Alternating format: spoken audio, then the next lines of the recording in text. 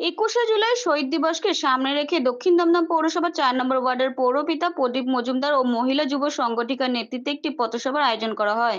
এই পথসভা থেকে ধর্মতলা সমাবেশে সাধারণ মানুষের ব্যাপক উপস্থিতির আহ্বান জানানো হয়। বক্তৃতায় দক্ষিণ দমদম পৌরসভা ৪ নম্বর ওয়ার্ডের পৌরপিতা প্রদীপ মজুমদার জানান, একুশে জুলাই শুধু একটি দিন নয়, এটি শহীদদের প্রতি সম্মান জানিয়ে জনতার শক্তির প্রকাশ। সেই সঙ্গে তিনি দেশ জুড়ে বাংলা ভাষা ও বাঙালি সংস্কৃতিকে অপমান করার যে প্রবণতা বেড়েছে তার কড়া প্রতিবাদ করেন। তিনি স্পষ্ট বলেন, বাংলা ভাষা আমাদের গর্ব, এ ভাষার বিরুদ্ধে অপমান সহ্য করা হবে না। পথসভায় সাধারণ মানুষের স্বতঃস্ফূর্ত অংশগ্রহণ লক্ষ্য করা যায়। দমদম থেকে নিউজ ইন বাংলা রিপোর্ট। সেই 13 জন শহীদ, তাদের পরিবার মমতা বন্দ্যোপাধ্যায় চালাচ্ছে। মমতা বন্দ্যোপাধ্যায় তাদের চাকরি দিয়েছে। তৃণমূল কংগ্রেসের সমস্ত কর্মীরা, আমরা সেই সময় চাঁদা তুলে তুলে আমরা তৃণমূল কংগ্রেস বা কংগ্রেসকে আমরা দিয়েছি। আজকে আমি বলতে চাই, এই দিনটাকে যারা আঘাত করবে, এই দিনটা করা তাই আইঘাটার রঞ্জিত দাসের কি দোষ ছিল? ওই 13টা তত্ত্বাজা যুবকের, তারা তো মমতা বন্দ্যোপাধ্যায় নেতৃত্বে গিয়েছিলেন। আর মমতা বন্দ্যোপাধ্যায়ের এই আন্দোলনটা যুব কংগ্রেসের জন্য ছিল না। মমতা বন্দ্যোপাধ্যায় 91 সালের নির্বাচন থেকে উপলব্ধি করেছিলেন, সিপিএম এর বিপক্ষে থাকা সত্ত্বেও ভোট বাক্সে সেটা প্রতিফলিত হচ্ছে না। আরে মমতা ব্যানার্জি তো অন্যান্য কংগ্রেসের নেতাদের মতো ওই বিধান ভবনে বসে, এসি ঘরে বসে রাজনীতি করার। আপনারা এই তফাৎগুলো একটু নিজেরা চিন্তা করবেন। আজকে মমতা বন্দ্যোপাধ্যায় স্বপ্নের প্রকল্প নিয়ে আমার আগের বক্তারা অনেকেই বলেছেন, আমিও বলেছি। আমি আর সময় নষ্ট করতে চাই না। আমরা দুয়ারে সরকারে দেখেছি, আমরা দুয়ারে সরকারের যে ক্যাম্পগুলো হয়, সেই ক্যাম্পগুলোতে আমরা যখন পরিচালনার দায়িত্বে থাকি, আমরা সেই ক্যাম্পে দেখেছি অঞ্চলে অঞ্চলে আমি দেখেছি তারাই সমস্ত কাউন্টারে আগে লাইন দেয় যারা মমতা বিরোধী কথা সারা দিন সারা রাত বলে থাকে। সেই সমস্ত মানুষেরা প্রত্যেকটা কাউন্টারে আমি দেখেছি লাইন দিয়েছে সবার আগে। ভাবতে পারেন, তারা মুখে মমতা বন্দ্যোপাধ্যায়ের মামাসি করছে, আর মমতা বন্দ্যোপাধ্যায়ের দেওয়া যে স্বপ্নের প্রকল্প, সেগুলো তারা তৃণমূল কংগ্রেস পরিবারের আগে গিয়ে লাইনে দাঁড়িয়ে সে প্রকল্পগুলোর সুবিধা গ্রহণ করার চেষ্টা করছে। মমতা বন্দ্যোপাধ্যায় কিন্তু কখনো বলেননি যে কাকিনাড়ায় চলে গেলাম, থাকলাম না। আমি কাকিনাড়ায় চলে গেলাম, পরে বুঝেছি যে সত্যি বড় হয়ে বুঝলাম যে পড়াশোনাটা করলে কি ভালো না হতো। ফাঁকি দিলে ফাঁকেই পড়তে হয়, আমি এটা বুঝেছি। আমি সেই জন্য না আর এই ফাঁকি দেওয়ার রাজনীতিতেও একটু ফাঁকি দেওয়ার চেষ্টা করি না। আমি কাউন্সিলর হিসাবেও আমি কাজটা সঠিকভাবে করার চেষ্টা করি, যাতে এলাকার মানুষ না বলে যে একটা ফাঁকিবাজ কাউন্সিলর। কারণ একবার তো ফাঁকি দিয়ে দেখলাম, ফাঁকি দিলে সত্যিই ফাঁকে পড়তে হয়। আপনারাও যারা মনে মনে ভাবছিলেন যে সেলফি দেবো ওখান থেকে, তারপর তলপি তলপা গুটিয়ে সাইড হয়ে যাবো, প্লিজ সাইড হবেন না, তাহলে ফাঁকে পড়ে যাবেন, আমার মতন হয়ে যাবে। এর একদম ভালো জিনিস না। শিক্ষা কিন্তু প্রচন্ড দরকার, এইটা আপনারা দয়া করে করবেন না। 21শে জুলাই আমরা সবাই মিলে ওখানে যাব। আর এইখানে দেখলেন তো যে বিরোধিতা করলে কি হয়। কি বার্তা 1993 সাল থেকে আজও চলছে, প্রতিদিন প্রতি মুহূর্তে সরকারে থাকুক বা না থাকুক, মমতা বন্দ্যোপাধ্যায়কে মানুষ ভালোবাসে, এমন মানুষ বাংলা তথা ভারতবর্ষে খুঁজে পাওয়া যাবে না। 21শে জুলাই একটা ঐতিহাসিক দিন, সেই ঐতিহাসিক মুহূর্তে প্রত্যেক সময় প্রত্যেক মুহূর্তে আমরা স্মরণ করি। এবং এই 21শে জুলাইয়ের আগে আমাদের পাড়ায় পাড়ায় মিটিং, মিছিল, পদযাত্রা সমস্ত হয়।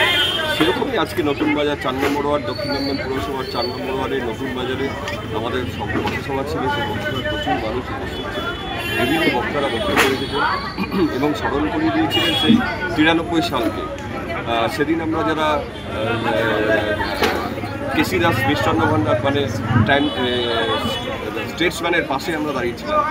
যখন পুলিশ লাঠিচার্জ গোলাগুলি করছে তখন আমরা দৌড়তে দৌড়তে আস্তে আস্তে মেট্রো গলির দিকে ঢুকে গেলাম। তারপরেই ওই মুরারি চক্রবর্তীর পিঠে গুলি, হাহাকার, চিৎকার, অসহায় অবস্থা। সেই থেকে আজও আমাদের বাংলার মানুষ 2011 সালে পরিবর্তন করেছে। তার আগে 2009 সালে সৌগত রায়কে সহ সারা বাংলায় আমাদের লোকসভা নির্বাচনে প্রচুর মানুষকে নির্বাচিত করেছিল।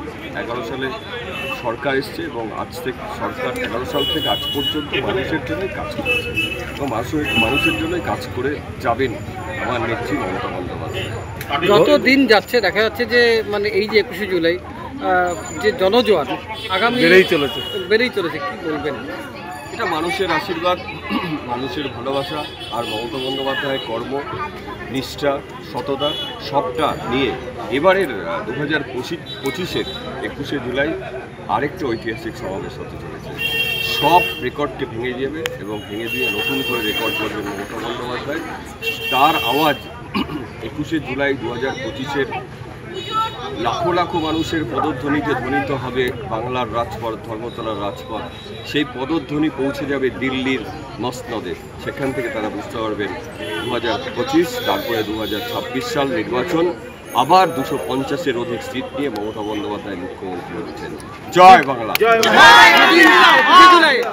যেদিন 21শে জুলাই সেদিনই শুভেন্দু অধিকারী কাঞ্চনজঙ্ঘা চলো বলে একটা প্রোগ্রাম করছে, আপনার কি বলবেন? এটা ওর কথা যত না বলবেন তত ভালো। আচ্ছা আপনি বলুন তো যে যখন আনন্দমার্গী হত্যা হয়েছিল যে কাথির খোকাবাবু ছিল, যখন নেতাই খোকাবাবু ছিল শুভেন্দুবাবু ছিলেন, যখন নানুর শুভেন্দুবাবু ছিলেন, যখন গড়বেতার শুভেন্দুবাবু ছিলেন, যখন কেশপুর শুভেন্দুবাবু ছিলেন, কোথাও মেজো খোকা ছিলেন না।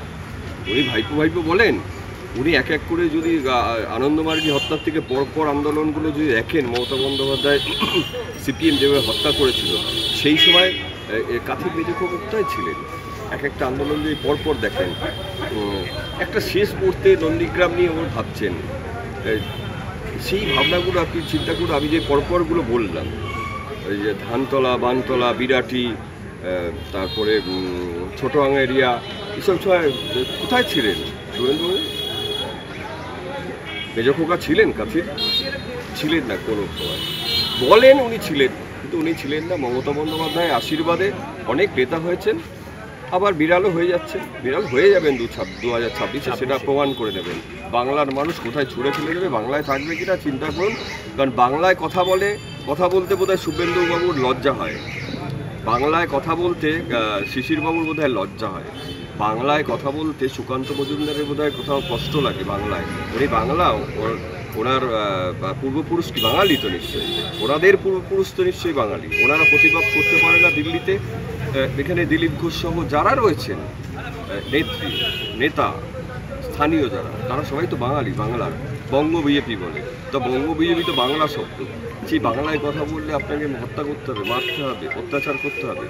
তাহলে কি ভারতবর্ষের প্রধান বিচারপতির মধ্যে যারা রয়েছেন বাঙালি, বা বিভিন্ন রাজ্যে যে বিচারকরা রয়েছেন বাঙালি, তাদেরকে পুশব্যাক করা হবে, তাদেরকে অত্যাচার করা হবে?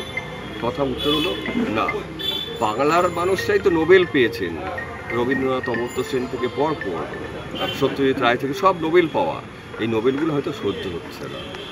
ভারতবর্ষের যে কোনো জায়গায় দেখা যাচ্ছে যে বাঙালির উপর যদি আক্রমণ হয় তাহলে মমতা ব্যানার্জি গর্জে ওঠে। তা 16ই জুলাই দেখা গেল, কি বলছেন? 16ই জুলাই তো আপনারা দেখেছেন, নতুন করে কিছু। আর 16ই জুলাইটা বড় কথা না, যখন বাংলার মানুষ অত্যাচারিত হয়েছে মমতা বন্দ্যোপাধ্যায় তখনই গর্জে উঠেছিলেন। জ্যান্ত বইমার যখন সিপিএম ঢুকিয়ে দিয়েছিল তখনও কিন্তু শাসনে মমতা বন্দ্যোপাধ্যায় পৌঁছে গেছিলেন। আবার যখন হাতের পাঞ্জা কেটে নিয়ে গিয়েছিল তখনও কিন্তু মমতা বন্দ্যোপাধ্যায় ছুটে গিয়েছিলেন। এরকম আমরা সব করাই চরণ একটা একটা করে বলতে পারি। সারাদিন সারা রাত লেগে যাবে মমতা বন্দ্যোপাধ্যায়ের কথা। লড়াই সংগ্রামের নেত্রী, লড়াই সংগ্রামের নাম মমতা বন্দ্যোপাধ্যায়, যার মাথায় 26-27টা সেলাই, হাত ভাঙা, পিঠ ভাঙা, মাথা ভাঙা, কোমর ভাঙা, পায়ের নখ পর্যন্ত মাথা, 26 দিন অনশন, 17 দিন সিঙ্গুরের আন্দোলন। তাপসী মালিককে যখন গণধর্ষণ করে হত্যা করেছিল তখন কোন বিরোধী, কোন বিজেপি, কারা কোথায় ছিলেন একবার বলুন। আর 93 সালে যখন ওই ভোটার কার্ডটার জন্য আন্দোলন করেছিলেন, বিজেপির লোকেরা তো ওই কার্ডটা নিয়ে ভোট দিতে যান, কার্ডটা নিয়ে ভোট দিতে যান। তো বিজেপির যারা নেতা নেত্রী আছে একবার অন্তত মমতা বন্দ্যোপাধ্যায়ের নাম বলবেন যে মমতা ব্যানার্জির জন্যই কিন্তু এই কার্ডটা পেয়েছিলেন। সিপিএমের লোকেরাও মমতা ব্যানার্জির জন্য কার্ড পেয়েছিলেন। আপনারাও কিন্তু লক্ষ্মীর ভাণ্ডার পান, সিপিএম বিজেপির লোকেরা। আপনার ছেলেমেয়েরাও কন্যাশ্রী পায়। মমতা বন্দ্যোপাধ্যায়ের কাছে সিপিএম তৃণমূল বিজেপি বলেও কথা নেই। সরকারের 70টা প্রকল্প, সব প্রকল্পের সুযোগ সুবিধা সিপিএম বিজেপি কংগ্রেস সবাই নেয়, কারণ এটা সরকার মানুষের জন্য। মমতা বন্দ্যোপাধ্যায় মানুষের সরকার, মা মাটি মানুষের সরকার। তাই নেত্রী মোদের মমতা বন্দ্যোপাধ্যায় এবং মমতা বন্দ্যোপাধ্যায়। দেখলেন, আমিও দেখলাম। জুলাই একজন বাংলার মুখ্যমন্ত্রী আমাদের মমতা বন্দ্যোপাধ্যায় এখন পর্যন্ত যত ভিড়, কিছুদিন আগে রেকর্ড ভিড় হবে।